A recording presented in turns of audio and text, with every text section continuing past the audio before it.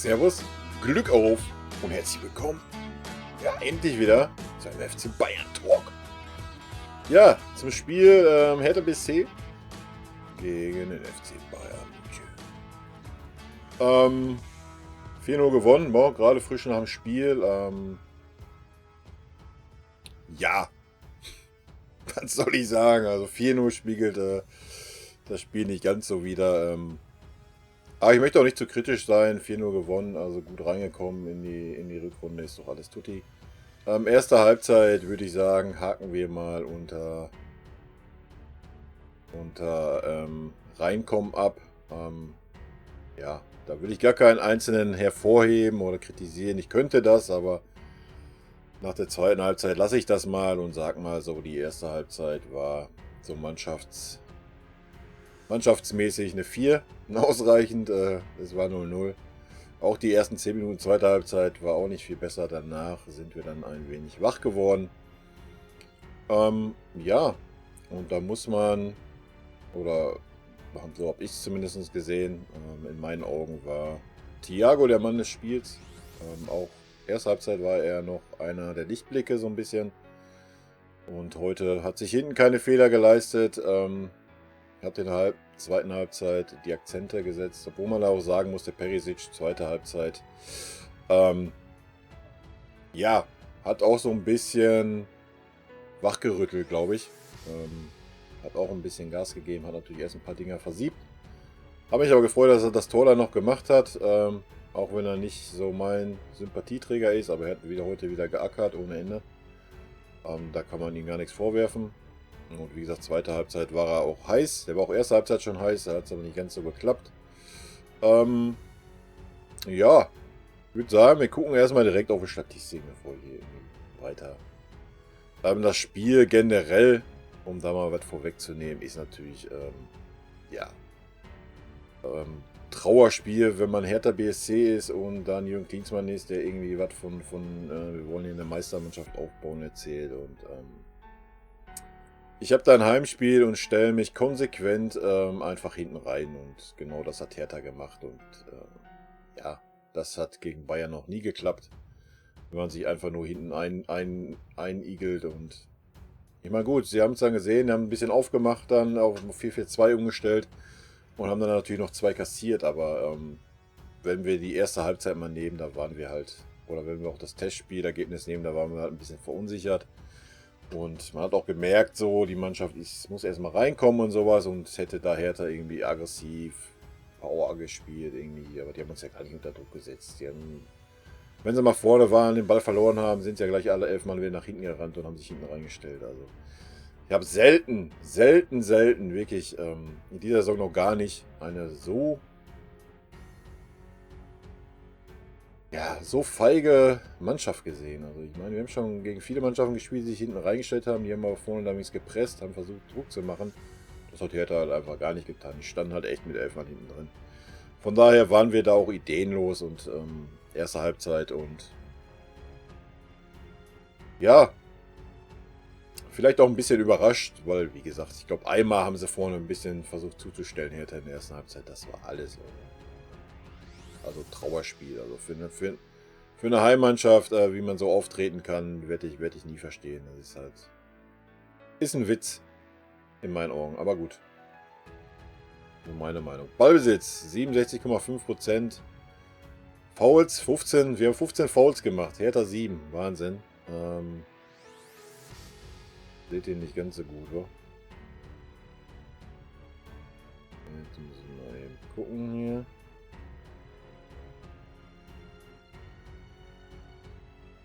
So, machen wir das mal kurz raus, dann seht ihr das auch besser. Abseitsstellung 1:4, Fouls 7:15, Zweikämpfe 49,6% haben wir gewonnen, also 50-50 kannst du sagen. Schüsse insgesamt 7:18, ja, ich glaube in der ersten Halbzeit hatten wir 6 oder 7, gefühlt war das keiner. Außer der von Coutinho, den er da ja nicht volles Risiko genommen hatte. Schüsse aufs Tor 1 und 10, Flanken 3 und 34 Flanken? Wo haben wir denn 34 Flanken? Also ich habe, ja, wenn ich es hochnehme, vielleicht 16, 17 gesehen. Gut. Was hier alles als Flanke zählt, Alter, Belly. Hammerhart, ey.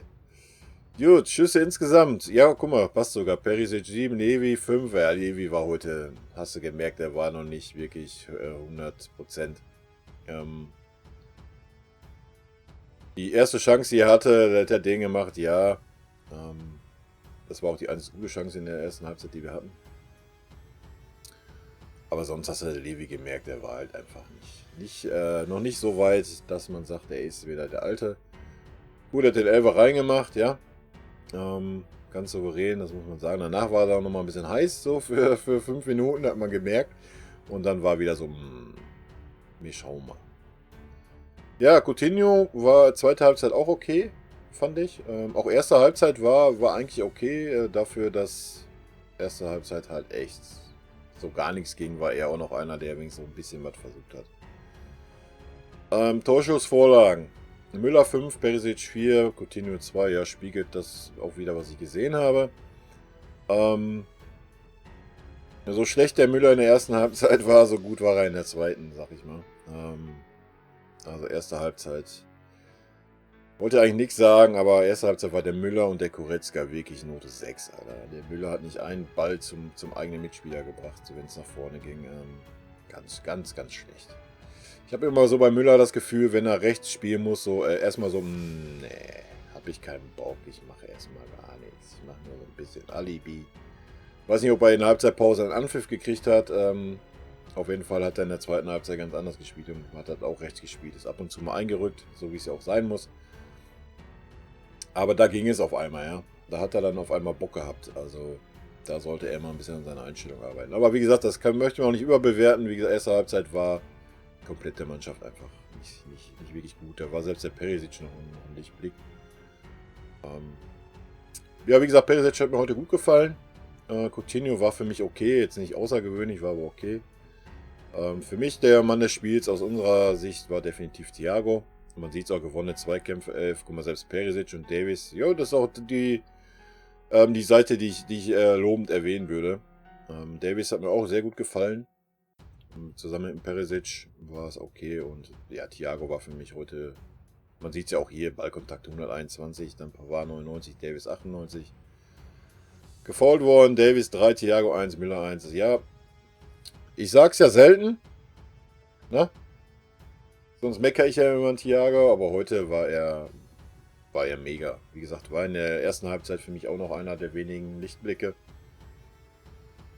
Man muss auch dann bedenken, dass der Goretzka wirklich eine 6 war in der ersten Halbzeit und der Thiago das noch rausgerissen hat im Mittelfeld.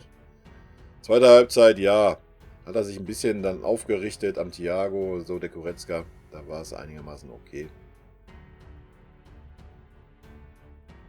Ja, ansonsten gibt es nicht viel zu sagen. Ne? Wie gesagt, so das erste Spiel nach Rückrunde muss man immer ein bisschen in Kauf nehmen. Und in Berlin haben wir es auch immer schwer getan.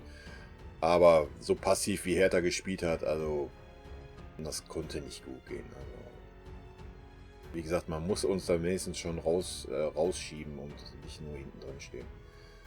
Na gut, wir haben jetzt nicht so die Chancen kreiert, logisch, aber irgendwie hätte sich schon mal eine Ecke verirrt oder sonst irgendwas. Also ja, weiß ich nicht. Aber gut, nicht meine Aufgabe, Spielstil der Herthaner zu analysieren oder sonst was.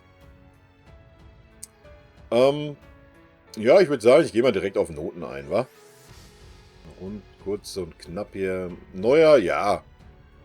Hat nichts zu tun gehabt. Außer dann in der 80. Minute oder was, dieser komischen einen langen Ball, den er dann da ein bisschen halten musste. War für mich okay. Ja, was willst du beurteilen? Kannst du eine 2 geben, kannst du eine 3 geben? Er hat den einen gehalten, den er halten musste und sonst hat er nichts zu tun gehabt. Boateng, uiuiui, wisst ihr, ich und Boateng, das ist ja auch so eine Sache. Ja, er hat sich auch wieder Dinge geleistet, ja, ich glaube, das war auch, erste Halbzeit auch 2 so Wacker drin gehabt, zweite Halbzeit, ja, auch wurde zweimal überlaufen. Ja, es war okay, ich gebe ihm eine 3, er war nicht ganz so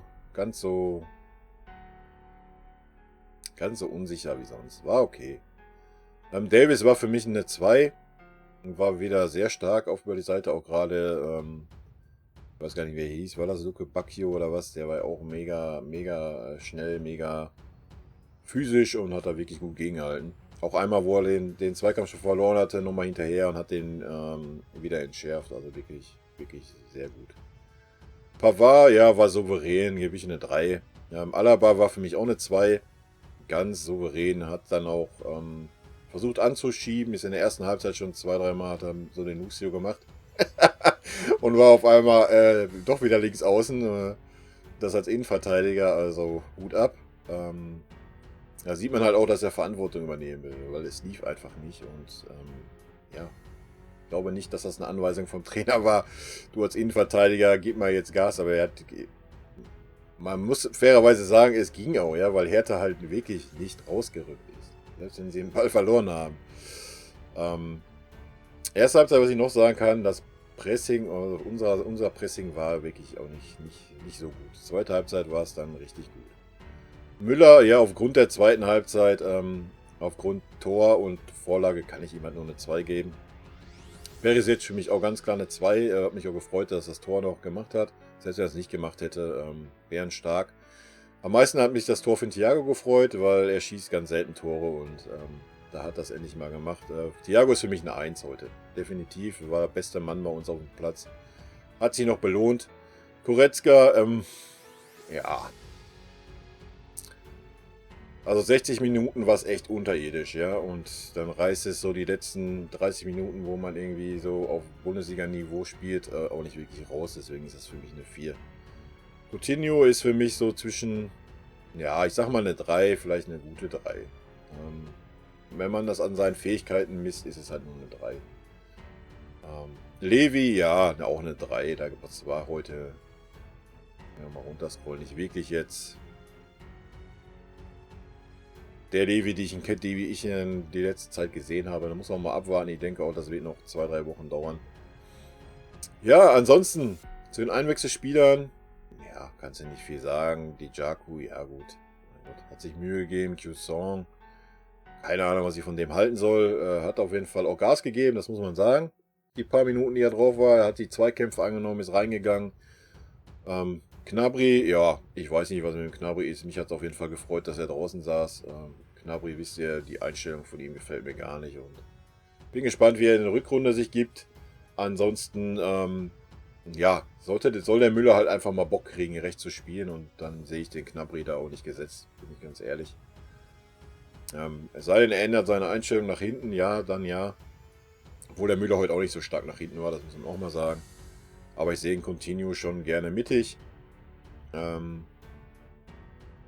Ja, und Goretzka wird es schwer haben. Wird es schwer haben, Leute. Ich weiß nicht, was er... Er war wirklich gut letzte Saison. Ich weiß nicht, diese Saison war halt noch gar nichts von ihm. Und mit der Leistung heute hat er sich in meinen Augen auch nicht empfohlen. Ich denke nicht, dass er in diesem Spiel spielen wird. Ich denke, da wird der Kimmich in der Mitte spielen sein. Der Kimmich spielt einen Rechtsverteidiger und Pavard geht in die Innenverteidigung und Boateng raus. Das kann natürlich auch passieren. Dann wird er vielleicht spielen. Aber ansonsten, ich hätte mir ja schon in der spätestens zur Halbzeit gewünscht, dass der Fick den Tolisso eigentlich bringt. Ich sehe ihn ganz klar vorne vom Goretzka. Ja, was ein bisschen schade ist. Ich mag einen Goretzka eigentlich. Und ich denke, ja, vielleicht fängt er sich ja auch wieder. Also ich denke, der hat Luft nach oben. Genauso wie Tolisso. Ich mag sie beide. Und ja, ich bin gespannt, wie es da kommt. Und diesen Q-Song bin ich auch gespannt. Kann ich gar nicht beurteilen. Ja, ansonsten, wie gesagt, zum Spiel gibt es noch nichts mehr groß zu sagen. 14:0 gewonnen, alles gut. Ja, weil ja immer so die Frage ist oder immer noch so im Raum steht, ja, wen verpflichten wir noch in der Winterpause? Und, ich bin ganz ehrlich, ich sehe das nicht. Also ich sehe das nicht, dass wir unbedingt jetzt auf Brech und Gedeih irgendwas verpflichten müssen. Ganz ehrlich. Ganz heute gesehen, wenn der Müller Bock hat, recht zu spielen und ja, dann muss man ihn das mal einpläuen, dann geht's ja auch, ja. Ging ja früher auch. Und gut ist, ansonsten, du kannst einen Davies nach vorne ziehen, ob links oder rechts, sollte auch kein Problem sein.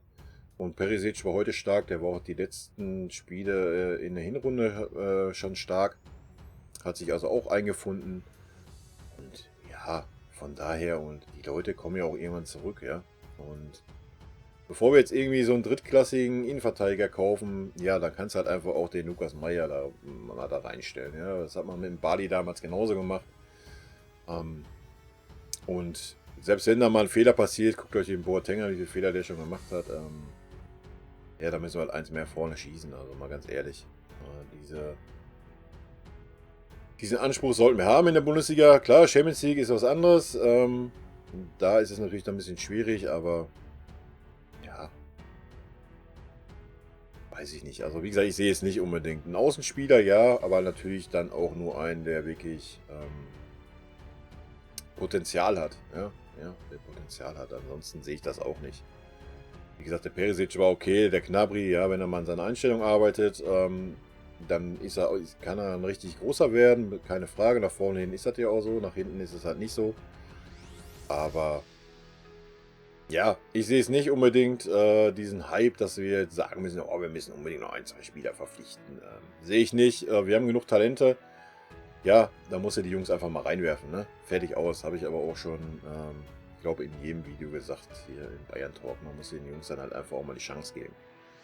Und dazu stehe ich auch. Ich sehe es nicht, dass wir irgendwie jetzt hier so einen zweiklassigen Spieler da irgendwo verpflichten müssen. Also. Und jetzt irgendwie zu sagen, ach ja, komm, wir verpflichten jetzt nochmal irgendwie so ein 19-jähriges Talent. Ja, für was, Leute? Du hast genug eigene Talente in der Reihe, die musst du dann halt einfach mal fördern. Fertig aus. Da muss er nicht irgendwie 20, 25 Mille, 30 Mille irgendwo reinstecken, die, ja, keine Ahnung. Meine Meinung zumindest, ja. Und wenn alle wieder fit werden, und das werden sie mit der Zeit, klar, Abwehr ist so ein bisschen, aber der Alaba Weltklasse auf dem Innenverteidiger, Pussy. Habe ich ja auch schon in den Hinrunden-Fazit gesagt. Und ja, ich mache mir da keine Sorgen. Wir haben so viele Spieler, die 2, 3, 4 Positionen vernünftig spielen können. Also da muss man immer mal auf dem Boden bleiben. Da bin ich ganz beim Brazzo. Kaum zu glauben, aber wahr, ja. Allerdings in der Sommerpause muss er liefern, da müssen wir uns ja auch nichts vormachen. Aber gut, das artet jetzt wieder aus hier. Sollte ja nur Bayern Talk zum Spiel werden. 4:0 gewonnen, super Einstand in die Rückrunde. Dass Leipzig und Dortmund gewinnen, war abzusehen. Dass die Gladbacher verloren haben auf Schalke, joa, kann mal passieren. Ich hatte einen Unentschieden getippt, aber freut mich natürlich, sind wir Zweiter. 4 Punkte hinter Leipzig, aber gegen Leipzig spielen wir ja auch schon bald. Ich glaube in 4 Spielen oder sowas. Ja, ich habe ja gesagt, oder immer noch mal eine Prognose, dass wir kein Meister werden. Ich wünsche mir natürlich was anderes, ja, wenn wir es wären, super. Freue ich mich riesig, wenn ich mich irre. Bin gespannt. Ich bin gespannt. Ich denke, das ist ein gutes Schlusswort. Von daher, Leute, ich wünsche euch einen schönen Restsonntag, obwohl ihr sie jetzt wahrscheinlich erst heute Abend sehen oder wahrscheinlich dann die meisten erst Montag. Also von daher wünsche ich euch einen schönen Start in die Woche. Rot-weiße Grüße gehen raus. Bis nächste Woche. Haut rein.